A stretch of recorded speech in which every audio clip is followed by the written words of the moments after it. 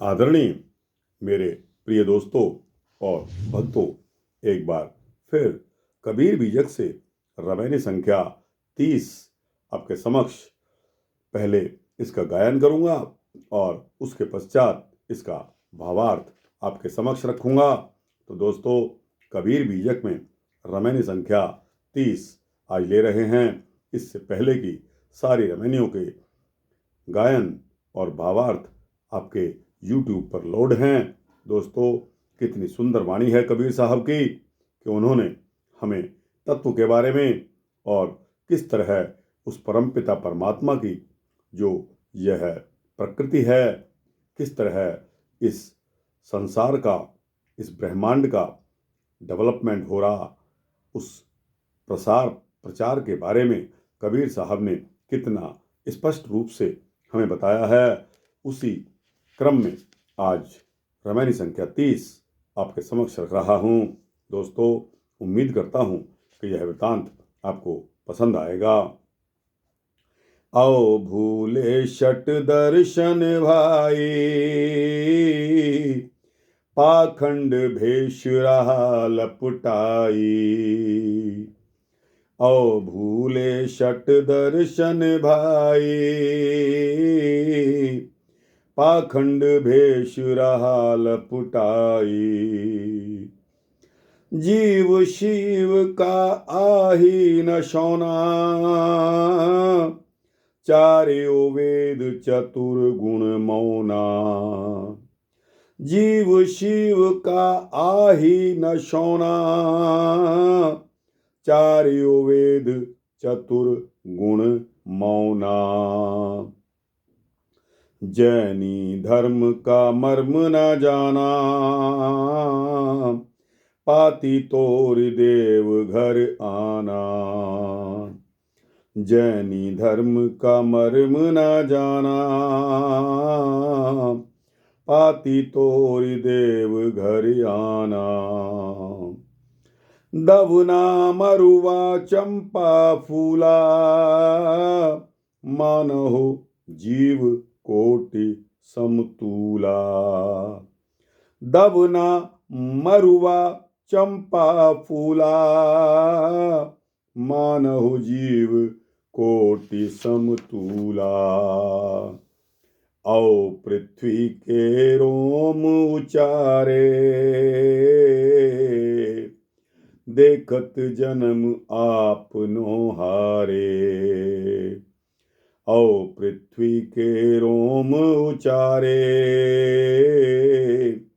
देखत जन्म आपनो हारे। मन मथ बिंदु करे असुरारा, कल्पै बिंद खसै नहीं द्वारा। मन मथ बिंदु करे असुरारा, कल्पै बिंद खसै नहीं द्वारा। ताकर हाल होए अध कूचा,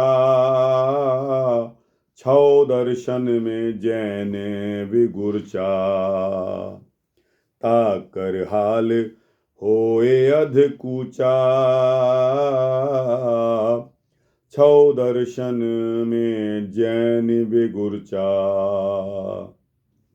आदरणीय दोस्तों और भक्तों, इसके पश्चात 2 लाइन की साखी आती है। ज्ञान अमर पद बाहिरे, नियरे ते हैं दूर। ज्ञान अमर पद बाहिरे, नियरे ते हैं दूर। जो जाने ते निकट है, रहा सकल घट पूरे। जो जाने ते निकट है, रहा सकल घट पूरे। इस रामायणी संख्या 30 की पहली पंक्ति है। औ भूले घट दर्शन, औ भूले शट दर्शन भाई। पाखंड भेष रहा लपटाई। कबीर साहब फरमाते हैं कि हे भाई संत जन, 6 दर्शनों को जानने वाले योगी जंगम, जैनी, सन्यासी, दरवेश और ब्राह्मण अपने अपने धर्म ग्रंथों के सिद्धांत के प्रसार में लगे हुए हैं। वे लोग सत्य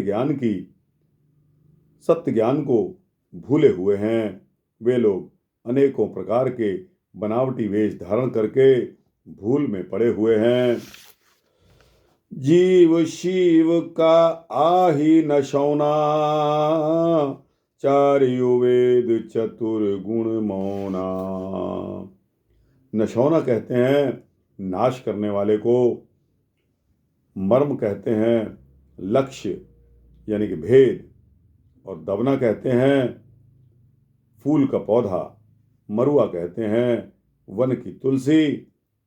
तो दोस्तों, ऐसे भक्तजन अपने मुक्ति मार्ग के अवसर को नाश करते हैं। इनके उपास्य देव भी प्रलय काल में नाश हो जाते हैं। चारों वेद स्वर्ग प्राप्ति के लिए कर्म, उपासना, योग करना बताते हैं। वे ब्रह्म का वर्णन करते हैं, पर परमात्मा के विषय में नेत नेत कहकर मौन हो जाते हैं। तीसरी पंक्ति आती है, जैनी धर्म का मर्म न जाना, पाती तोरी देव घर आना। अर्थात जैन धर्मावलंबी भक्त धर्म का मर्म नहीं जानते हैं। वे लोग फूल पत्तियों तथा वनस्पति में भी जीव का निवास मानते हैं, परंतु पत्ती को तोड़कर देवालय में देव मूर्ति पर चढ़ाते हैं। अगर पत्तियों में, फूलों में वास अगर है तो उनको तोड़कर देवालय में मूर्तियों पर चढ़ाने से क्या लाभ, क्योंकि वह भी तो जीव की हानि हो रही है। दवना मरुआ चंपा फूला, मानहु जीव कोटि समतूला। अर्थात वे लोग मरुआ, दवना, चंपा आदि फूलों को तोड़ लाते हैं। दोस्तों, दवना कहते हैं फूल के पौधे को और मरुआ कहते हैं वन की तुलसी को। तो दोस्तों, वे लोग मरुआ, दवना और चंपा आदि फूलों को तोड़ लाते हैं और देवालय में देव मूर्ति पर चढ़ाते हैं। उनके लिए तो यह जीव हत्या ही मानी जाएगी ना, क्योंकि वे वनस्पति को जीव मानते हैं। औ पृथ्वी के रोम उचारे, देखत जन्म आपनो हारे। अर्थात जैनी साधुजन पार्थिव शरीर के रोम, दाढ़ी, मूछ और बाल भी उखाड़ते और उखड़वाते हैं। कष्ट होने पर चंदन और ठंडा तेल भी लगाते हैं। वे लोग अपनी ही आत्मा को पीड़ा देते हैं। ऐसा करके वे लोग अपने आप को धोखा देते हैं। उन्मथ बिंदु करे असरारा, कल पै बिंद खसै नहीं द्वारा। अर्थात कुछ जैनी साधु लोग ब्रजोली क्रिया साधकर स्त्री प्रसंग के समय वीर्य को गिरने से रोकते हैं, वीर्य को नहीं गिरने देते। वीर्य को नहीं गिरने देने को पक्का योग मानते हैं। ऐसे में उनका वीर बिंदु कलपता है, क्षुब्ध होता है, उनका भोग अतृप्त होता है। ताकर हाल होए अधकुचा, छौ दर्शन में जैन विगुरचा। इन 6 दर्शनियों में सेवड़ा अर्थात जैनी साधु अधिक धोखे में पड़े हुए हैं। वे कल्पना के उलझन में अधिकतर उलझे हुए हैं। ऐसे लोगों की दशा अद्भुत है। दोस्तों, यह साखी आती है यहाँ, रमैनी यहाँ समाप्त हो जाती है। साखी, ज्ञान अमर पद बाहिरे, नियरे ते हैं दूर। जो जाने ते ही निकट है, रहा सकल घटे पूरे। अर्थात कबीर साहब बताते हैं कि सतगुरु का सार शब्द और आत्मज्ञान अमर पद मुक्ति मार्ग की यथार्थ वाणी है। सतगुरु का सार शब्द और आत्मज्ञान अमर पद मुक्ति मार्ग की यथार्थ वाणी है, यानी कि गुरु का दिया हुआ सार शब्द और अपना ज्ञान जो हमारे अंदर है, यह सबसे न्यारी है। यह शत दर्शनी की वाणी जाल से अलग है। यह गुरुमुखी ज्ञानियों के लिए मुक्ति मार्ग को निकट और सुगम बनाता है, किंतु अविवेकी अज्ञानियों के लिए अति दूर है। तो दोस्तों, यह रामायणी संख्या 30 और उसके साथ उसकी साखी का गायन और भावार्थ यहाँ समाप्त होता है। आपको कैसा लगा? अच्छा लगा हो तो इसको लाइक और शेयर करिए, अपने दोस्तों, भक्तों, मित्रों, जिज्ञासुओं को भेजना। दोस्तों, कमेंट्स बॉक्स में जाकर अपने कमेंट्स अवश्य देना और इस चैनल को सब्सक्राइब कर देंगे तो आपको इसी तरह के सूक्ष्म भक्ति वृत्तांत मिलते रहेंगे।